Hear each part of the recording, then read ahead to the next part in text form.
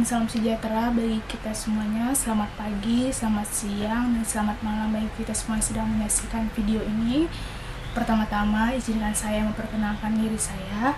Nama saya Fani Monalisa Purba dengan NIM 2345147. Saya merupakan mahasiswa dari Ibu Diana di kelas Hukum Agraria kelas G, dan saya merupakan mahasiswa UKI angkatan 23. Baiklah, saya akan lanjutkan. Yang saya hormati Bu Dr. Diana Napitupulu SH, MA, MKN, MSc, dan teman-teman saya yang sedang menyaksikan video ini saat ini. Sesuai dengan tugas yang sudah diberikan Ibu Diana, yaitu membuat video untuk nilai ujian tengah semester. Saat ini saya akan menjelaskan tentang pemberian hak atas tanah melalui tukar-menukar. Semoga apa yang saya sampaikan nanti dapat bermanfaat bagi teman-teman semuanya. Baiklah, saya akan memulai. Selamat belajar dan selamat menyaksikan buat kita semuanya. Hukum agraria. Hukum agraria itu adalah hukum yang mengatur hubungan antara manusia dengan tanah, air, dan ruang angkasa, serta sumber daya alam yang terkandung di dalamnya. Hukum agraria juga mengatur hak-hak penguasaan atas sumber daya alam tersebut. Sedangkan dalam hukum tanah, yaitu mengatur tentang hak penguasaan atas tanah atau disingkat dengan HPAT. Hukum agraria sendiri di Indonesia diatur dalam Undang-Undang Nomor 5 Tahun 1960 tentang Peraturan dan Dasar Pokok-Pokok Agraria yang biasa disingkat dengan UUPA. Saya mengambil satu pengertian agraria dari Subekti dan L. Tjiro Sudibyo. Hukum agraria merupakan seluruh ketentuan hukum, baik itu perdata, tata negara, maupun tata usaha negara yang mengatur hubungan-hubungan antara orang, termasuk badan hukum dengan bumi, air, dan ruang angkasa di seluruh wilayah negara. Serta dia mengatur juga wewenang yang bersumber dari hubungan tersebut. Baiklah, saya akan menjelaskan apa itu peralihan hak atas tanah. Apa sih itu peralihan hak atas tanah? Nah, pasti kita bertanya-tanya kan? Nah, peralihan hak atas tanah merupakan suatu peristiwa atau perbuatan hukum yang mengakibatkan berpindahnya hak dari subjek hukum yang satu ke subjek hukum yang lainnya, sehingga hal tersebut menyebabkan kehilangan kewenangan. Dia menjadi kehilangan kewenangan terhadap peralihan hak atas tanah yang dia miliki itu. Nah, peralihan hak atas tanah dibedakan menjadi dua jenis, yaitu peralihan hak atas tanah yang dibuat di hadapan PPAT dan peralihan hak atas tanah yang dibuat di hadapan pejabat bukan PPAT. Peralihan hak atas tanah yang dibuat di hadapan PPAT itu terdiri dari jual beli, inber, tukar menukar, pembagian hak sama, hibah, hak tanggungan, hak guna bangunan, hak pakai di atas hak milik, serta waris. Sedangkan peralihan hak atas tanah yang dibuat di hadapan pejabat bukan PPAT terdiri atas lelang dan wakaf. Nah, akan tetapi pada saat ini saya fokus untuk menjelaskan peralihan hak atas tanah melalui tukar menukar saja. Ya, jadi yang lain tidak saya jelaskan dan dijelaskan oleh teman-teman saya yang lainnya. Nah, kata tukar menukar pasti sudah sering kita dengarkan sejak zaman tahun 6000 sebelum Masehi, sudah sering menggunakan kata tukar menukar atau dulu sering disebut dengan barter. Akan tetapi di sini kita fokus pada peralihan hak atas tanahnya. Apakah peralihan hak atas tanah melalui tukar menukar itu?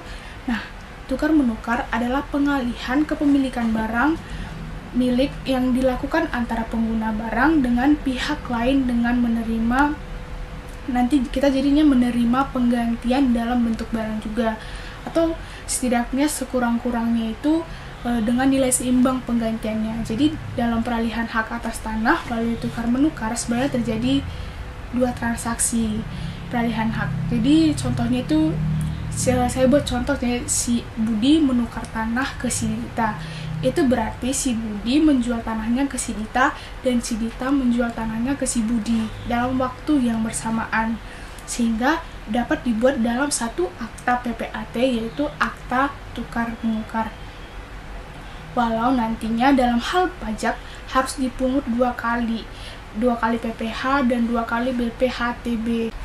Nah, objek peralihan hak melalui tukar menukar adalah sebagai berikut. Yang pertama ada hak milik, kedua hak guna usaha, yang ketiga hak guna bangunan, yang keempat ada hak pakai. Baiklah, saya akan menjelaskan satu persatu. Yang pertama tadi ada hak milik. Nah, dasar hukum terjadinya peralihan hak milik dapat terlihat berdasarkan ketentuan pasal 20 ayat 2 UU PA yang menyebutkan bahwa hak milik dapat beralih dan dapat dialihkan kepada pihak lain.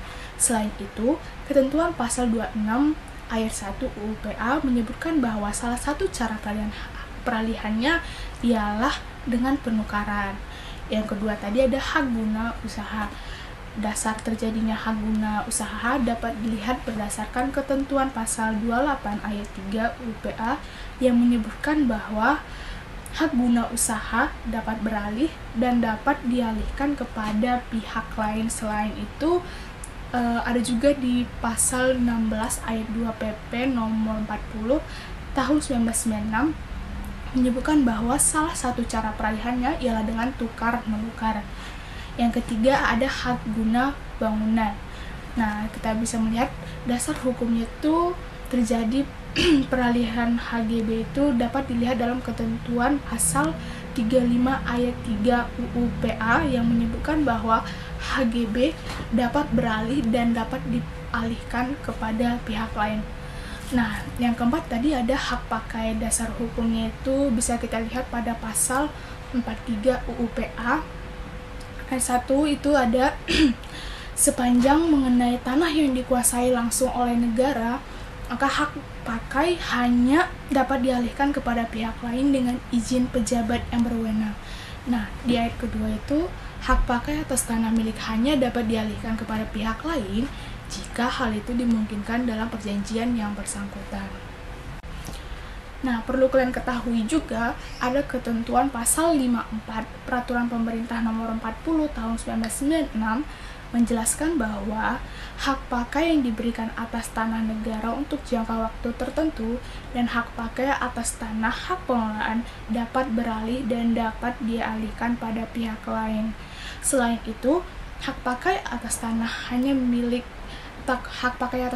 milik hanya dapat dialihkan apabila hak tersebut dimungkinkan dalam perjanjian pemberian hak pakai atas tanah hak milik yang bersangkutan. Salah satunya cara beralihnya hak pakai adalah dengan tukar menukar. Nah, pada dasarnya tukar menukar itu merupakan sebuah perjanjian. Sama halnya seperti jual beli juga, dia merupakan dasarnya adalah perjanjian. Untuk melakukan sebuah perjanjian tukar menukar yang sah, maka harus dipenuhinya syarat sahnya perjanjian disebutkan dalam ketentuan pasal 1320 KUH Perdata. Adapun syarat sahnya perjanjian menurut ketentuan pasal tersebut adalah sebagai berikut. Yang pertama, adanya kesepakatan. Mereka yang mengikatkan dirinya itu harus sepakat terlebih dahulu. Jadi, kesepakatan berarti telah adanya kehendak serta persetujuan dari kedua belah pihak untuk membuat sebuah perjanjian. Jadi mereka sepakat terlebih dahulu baru membuat perjanjian. Nah, yang kedua ada kecakapan. Kecakapan untuk membuat sesuatu perikatan mengatur bahwa hak tak cakap untuk membuat persetujuan adalah anak yang belum dewasa atau biasanya anak di bawah umur atau orang yang kesehatan mental seperti orang dungu itu tidak bisa melakukan perjanjian atau untuk melakukan ke depannya. Jadi yang selanjutnya itu ada suatu hal tertentu. Jadi di suatu hal tertentu ini yang dimaksud suatu hal tertentu dalam syarat sahnya perjanjian itu ada di pasal 1320 juga dijelaskan, yaitu misalnya seperti prestasi, misalnya memberikan sesuatu atau tidak berbuat sesuatu. Dan yang keempat ada suatu sebab yang halal. Suatu sebab yang halal itu adalah adanya yang terlarang apabila sebab tersebut dilarang oleh undang-undang atau apabila sebab tersebut bertentangan dengan kesusilaan maupun ketertiban umum, maka itu adalah suatu hal yang tidak halal. Lanjut yaitu adalah syarat peralihan hak atas tanah melalui tukar menukar. Syaratnya harus memenuhi syarat antara lain: satu, objek tanah itu harus memiliki status tanah yang sama. Misalnya kedua bidang tanah itu harus sama-sama hak milik, atau dia sama-sama merupakan hak guna bangunan, baru bisa. Yang kedua yaitu objek tanah harus berada dalam satu wilayah kantor pertanahan, karena itu menyangkut untuk nanti pendaftaran tanahnya. Jadi kalau bisa dia harus sama. Jadi untuk selanjutnya itu ada dalam hal tukar menukar tanah, sebagai syarat formalnya harus dibuat dengan akta otentik yang dibuat oleh PPAT. Semua akta yang merupakan kewenangan PPAT membuatnya adalah akta otentik. Yang termasuk di sini adalah bisa dimasukkan di dalam akta otentik itu juga adalah akta tukar menukar, bisa masuk ke dalam.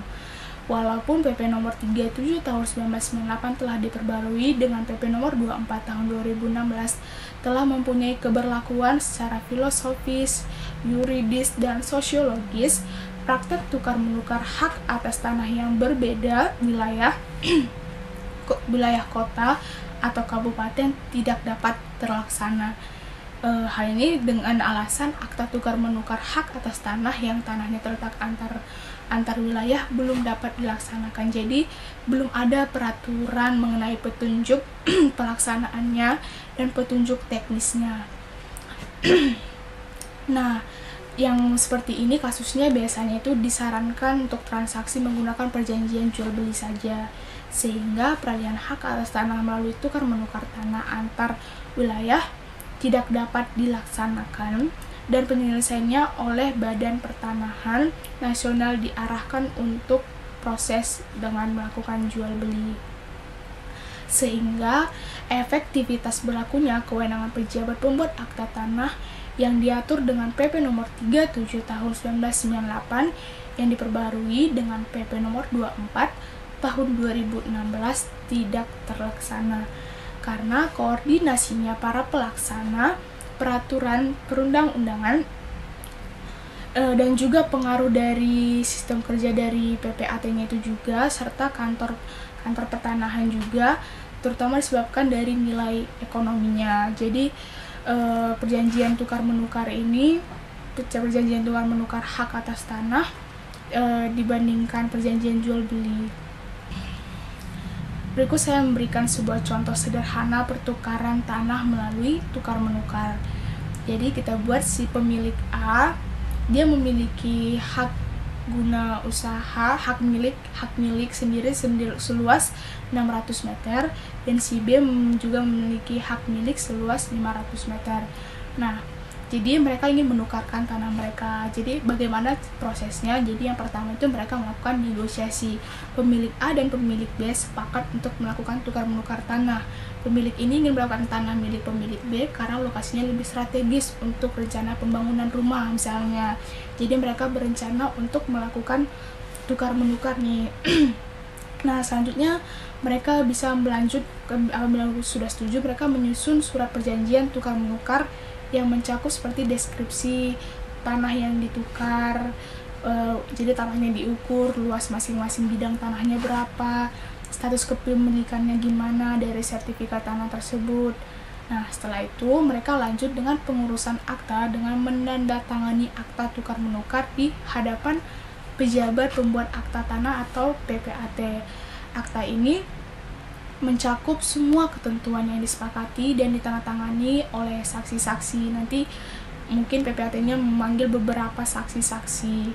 Nah, setelah akta ditandatangani, mereka mengajukan permohonan untuk pendaftaran perubahan hak atas tanah ke kantor pertanahan setempat untuk memastikan status hak atas tanah telah berpindah secara sah.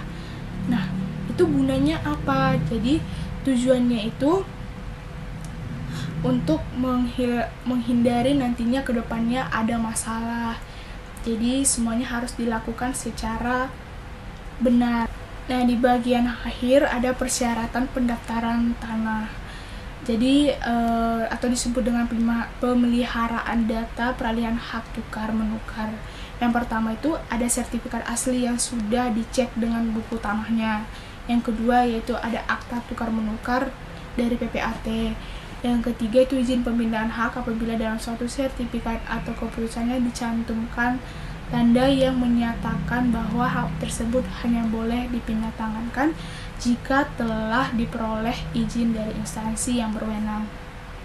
Yang keempat ada fotokopi SPPT dan PBB 10 tahun ke belakang yang telah dicocokkan dengan aslinya oleh petugas loket.